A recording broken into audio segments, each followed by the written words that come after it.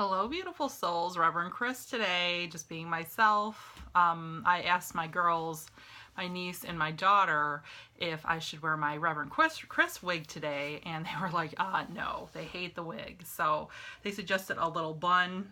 I did it for them, and let's get started. So as you know, I'm your favorite non-denominational ordained minister representing Detroit. I always wear my hood because I'm representing my hood, which is Detroit, Hamtramck, and the surrounding areas of Detroit, obviously.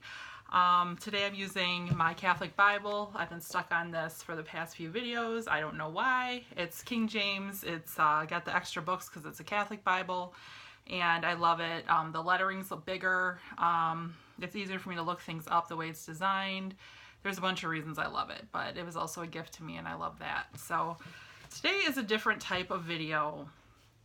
Today I am discussing not just money, not just things like material things, but abundance. And I'm talking about some spiritual secrets. I want to do some teaching that's kind of outside of the box today. Some of it's upon request. Some of it has to do with another kind of public speaking engagement I'm working on for October, getting some information together for that kind of inspires some of this. And also my own situation always inspires these videos. But basically there is a lot I need to talk about before we get into the Bible verses to give you some background information. First of all, I want people to realize that most people that we encounter, or us in our life day to day, we live very, what I call, in an earth realm. So like what you see is your reality, and you need proof of things that are going to happen, or you need a guarantee, or you need to understand with your eyes, ears, smell what reality is. And that isn't how heaven works, or how God or Christ work. They work more on a different level, which I call a heavenly realm or a spiritual realm. And this is unseen to us mere humans. So they're able to be everywhere at once with everyone. They are able to do these things that we have no comprehension of, to know things before they happen in the future, to know what they have planned for our life, to know the people that they plan for us to meet. There's like many, many layers to how this heavenly realm works in our life without us knowing it, seeing it, being able to comprehend it. So when I give you spiritual secrets, they're not things that you learn normally as growing up on earth. Usually when you grow up on earth, you learn about, how to read and write, manners, different social things, history. These are things that go beyond learning information or memorizing facts. These are things that are very valuable if you can understand how to use them and why. And I feel like this should be talked about more. If you read the Bible, some of them are hinted at or not completely explained plainly, but if you put them all together, it gives you a really good plan on how to live your life. And that's what I always feel the Bible is. If you watch our videos, that the Bible really is an instruction book on how to operate and how to live as a human being. It's timeless, no matter what your experience is. So I always do use the Bible verses. Old and New Testament are both valuable. I like to always read at least one or two verses from the Word of Jesus in the, out of one of the four Gospels in these videos, because everything Jesus said was really actually what we should be following as Christians, because we follow Christ. And I wanted to talk about abundance because this seems to be something that people either are confused about or feel that they don't have enough of, or there is just many spiritual secrets I feel that aren't well known in this topic. So I think this video will probably go over my usual around 10 minutes, 11 minutes mark, and that's okay. But I just need to get a lot of interesting concepts out of the way about living on a heavenly level. So let me give you an example of what I mean between like an earthly realm and a spiritual realm. So as a human being on earth, you will say, I have $0 in my bank account today. So therefore, I have no money. Well, that is how it looks in the natural with your human eyes. That is logical to your human brain. But on a spiritual realm, there could be a plan for you within a minute after you check your bank account and see that it's a zero. A friend will give you money. A windfall of inheritance will come to you that week. There's always something greater or better for your good happening in this other realm that you can't see. There's no way of you knowing about. Another example is maybe you feel on earth you have no friends and you're lonely, you're alone, there's no one that cares for you. I'm just coming up with something quickly. So on the earth realm, you're like, okay, I have no friends to go do activities with. I have no one to call if I'm upset. Well, on the heavenly realm, we're all the same. We're all brothers and sisters, and you should be able to go out and make a friend, and God will send someone your way. So if you use the spiritual or heavenly principle of, if you don't have a friend, go be a friend, instead of the earthly belief of, well, I just have no friends and there's nothing I can do about it. And you kind of put like a twist on it, that you have faith that God will supply that person to be your friend, then that friend will appear. So it's hard to completely 100% explain fully the magnitude of these different spiritual realms, of how they can completely change your situation with like that when something's not going right. But those are just two like really tiny examples of, there's more than meets the eye. There's more than what we know how to operate on this earth level. We are kind of bound by our, cumbersome bodies, and our soul is trapped on the earth, and we have just the 5 senses that we're using. So there's no way for us to know these other things unless somebody teaches us, or we are able to extract them from the Bible after studying. So let me start with abundance. For me, isn't really all about money, but we are going to talk about money a lot in this video.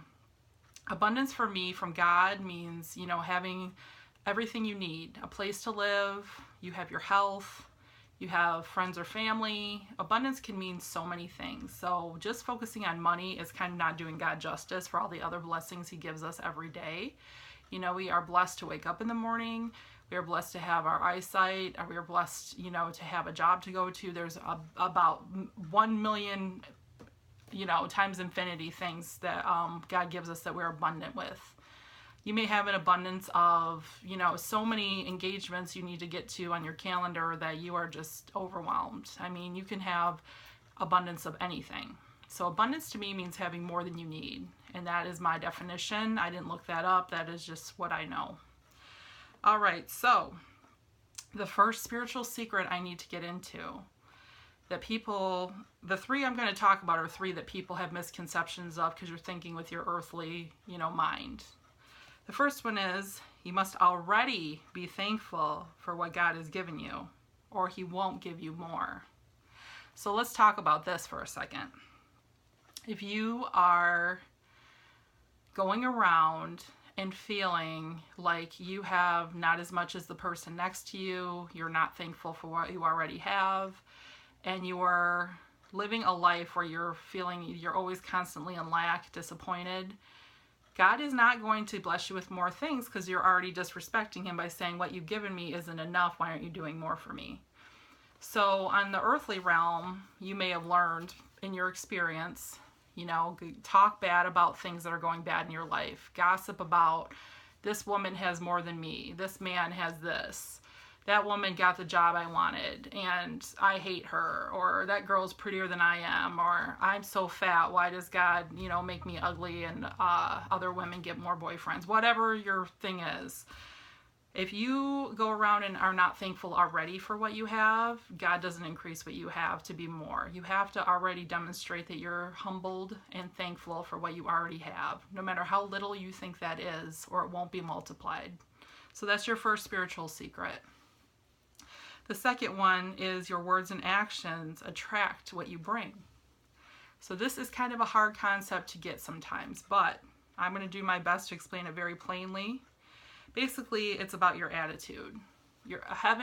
Things in heaven that are on its way are unseen to us, so it's hard for us to be positive that things are going to turn around or change, but they always do. If you think about your past, things always got better later, didn't they? So if you're going around telling everyone or telling yourself, oh, I'm broke, my life's terrible. Why apply for another job? They never hire me. I'm never going to finish school. It's too hard. I don't have the money. If you go around telling people that, saying it to yourself and believing this about your situation, God is not going to help you. If you have confidence that things will change, keep a positive attitude, and make steps in a positive direction, let me apply for that other job. I believe if God wants me to prosper and have that job, He will give it to me. Or instead of saying, I'm broke, you're telling God, the universe, people, anyone who will listen, I'm broke. Well, then you are. You are what you believe you are. If you go around saying, I don't have a lot of money right now, but God's blessing me soon, but I have all these other great things. I have friends. I have a place to live. I'm so thankful. There's people that have it worse than me, and I can be a blessing to other people while I'm waiting for my fortune or whatever it is you're saying before you didn't have. You will start to get things attracted to you because you're putting out in the universe exactly what you get back. So when you're ugly and mean and terrible, complaining, of course you're not going to be blessed. You're going to attract negativity. Whatever you put out comes back. That is the law of reciprocity, which is in the Bible many times. The law of reciprocity, it kind of goes along with step 1 and 2 of the secrets that I'm telling you about, which is where you have to put something in to get something back. And whatever you put in is going to have something to do with what you come back. For example, the farmer, he's going to, this is spiritual secret number 3, by the way. The farmer is going to plant a seed to get the crop of corn, say. And the parent is going to put the child in school at age 5 or 6 in kindergarten to one day graduate and go on to college. There has to be a starting point, something you put in, a sacrifice you give to get something back. That's your 3rd spiritual secret. So it's about, it could be tithing, which is giving 1/10 to God. Tithe means 10. It could be whatever your investment is, investing in a person, investing in a child, investing in yourself. You have to give some sacrifice to get something back. You don't just say, God, you're my wish granting genie and give me $1 million now. Boom. No. What are you going to do to get that $1 million? What are you going to sacrifice or put in? Are you going to sacrifice and give prayer every day? Please, Lord, help me. Show me the way to do this. Are you going to buy a lottery ticket and pray? What are you going to do to get that $1 million? Are you just going to sit there and it's just going to fall into your lap? Probably not. You have to somehow sacrifice something of yourself. Something that usually when you sacrifice needs to a little bit be somewhat uncomfortable, or it's not really a sacrifice if you think about what a sacrifice really is. So it needs to be your prayers, your time. It could be money, whatever it may be. You need to give to get back. And usually the reward is much greater once you do give the sacrifice. That is what I find in my experience. So I hope those 3 spiritual secrets are interesting to you, but I found some Bible verses on abundance that go along with these that I think are really important. Just remember to always try to operate in a more heavenly way, a positive way, and believing God has the best plan for you if you don't take anything else from this. So let's get into the Bible verses. The first verse is Malachi 3:10. And this is in the Old Testament. And this is, we're talking kind of about the tithing, the sacrifice, the reaping and sowing, in the sense of talking about crops in this case, which is just an example. Or usually in the Bible, it's a story or an example, and they use something that's common, like farming at this time. But it's about sacrifice and faith. And Malachi 3:10 says, "Bring the whole tithe into the storehouse, that there may be food in my house, and try me in this, says the Lord of hosts. Shall I not open for you the floodgates of heaven, to pour down blessings upon you without measure?" So basically in Malachi, they're talking about, as a farmer, if you put 10% of your crop in a storehouse to save for later, God will give you more. And that's the law of, the 10 I was talking about with tithing. And they're talking about farming, but okay, farmer, if you sacrifice 10%, watch how I will bless you beyond measure. This is like God's command to this story. It's him saying, I will bless you so much if you just give a sacrifice on your part and show me that you're faithful to me. You will get this back. And that's how God works. You give faith to God, you pray, you say your thank you every day to God, you have God help you through your problems. He always comes back with more. So remember that, please. Then I have Luke 6:38, and this is the word of Jesus because it's in the book of Luke. And it says, "Give, and it shall be given to you. Good measure, pressed down, shaken together, running over, and then pour into the fold of your garment. For the measure you measure will be measured back to you." So basically what we had talked about before in our spiritual secrets, whatever you give will be, God will take that, shake it up, press it down, boom, give you more beyond measure.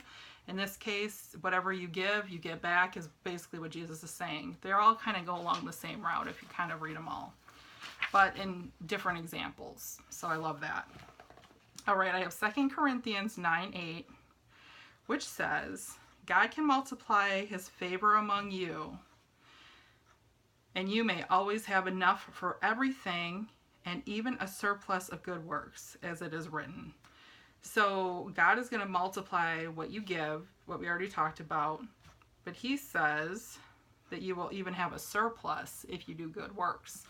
So he's already going to give you what you need, like food, air, shelter, whatever it is. And then if you keep doing great things and, giving sacrifices, he's going to give you even more, a surplus than you need. So remember that. And then this is my very favoriteest verse on this. Okay, I'm getting kind of crazy now. Philippians 4:19 talks about your needs. And I kind of hinted on this, but Okay, so Philippians 4:19. "My God, in turn, will supply your needs fully in a way worthy of his magnificent riches in Jesus Christ." So he will supply all your needs fully is the part I want you to get. Your needs. So do you need a brand new BMW? No. Do you need 10 pairs of the same jeans that are designer jeans that cost $300? No. But will he give you shelter, air, food, people, opportunities? Yes. So basically, he will supply all your needs. So that's sometimes what I pray when I ask for things. I say, thank you for already supplying my needs. This is the thing I'm hoping that I can get a surplus of. Please show me the way to get this, or help me to lead me to where I can get this. I'm already saying I'm thankful. I'm asking for what I want. Oh, and this is kind of like 3.5. I gotta have another spiritual secret. Be specific. I'm going to change the title of this to 4, maybe 3.5, 3.5. I don't know. But anyway, this is a secret. Okay, so if you said, Reverend Chris, I want more money, and Reverend Chris hands you, viewer, $1, do you have more money? Yes, you do. The problem with some people's prayers, or why your prayers may not be being answered, is because you are not telling God exactly what you're looking for. More money, what does that mean? Does that mean $20 a day more? Does that mean enough to make your car payment that week? What is more money that you're praying for when you're praying? Is it, I would like, Lord, a job where I consistently make X amount more? Is it, I would like to have extra money from each paycheck of $100 towards trip B? Please bring me overtime I can work. What are you really asking God for? How can he help you if you're just saying something so vague? So I guess that is another secret I didn't plan to tell you about. You have to be specific in your prayer requests. You have to thank God first for what you already have. You have to be, thank him specifically for what he is doing for you, and be humble. And then ask for, him to assist you in getting it. But you also have to be specific, especially if it comes to gaining something material. Just saying, God, I want a brand new car. Okay, what does that mean? Does that mean you want a free car to come your way? Is it, Lord, please help me to get the money to buy a car that has X amount of miles on it? Is it, Lord, help me to find the right person to help me get a brand new car in my name? What is the specific thing you're asking? That's why some people's prayers are not getting answered, everyone. You don't know specifically how to ask, or you assume God will take what you said, shake it together, and multiply it back to you. But it depends what you say. So be careful. Choose your words carefully. I hope this video helps someone.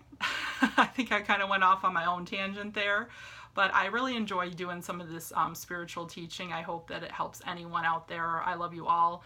Always email me freeprayerlove@aol.com with your prayer requests, questions, whatever it may be. I have a patreon.com site. You can donate $1 or more. I'll put the link below. I hope everyone has a wonderful, blessed week, and always be sure to subscribe, share, and love these videos. Bye.